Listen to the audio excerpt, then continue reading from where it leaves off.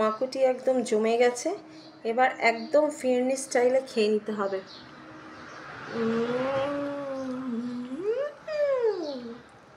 Fabulous, আহা দুর্দান্ত তো।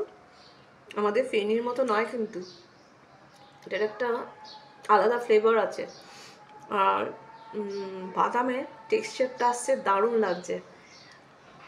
এলাচের গন্ধটা আর কেসারের ফ্লেভারটা মিলেমিশে একাকার, দুর্দান্ত, ফাটাফাটি, জাস্ট ফাটাফাটি। বানিয়ে দেখুন, খেয়ে দেখুন।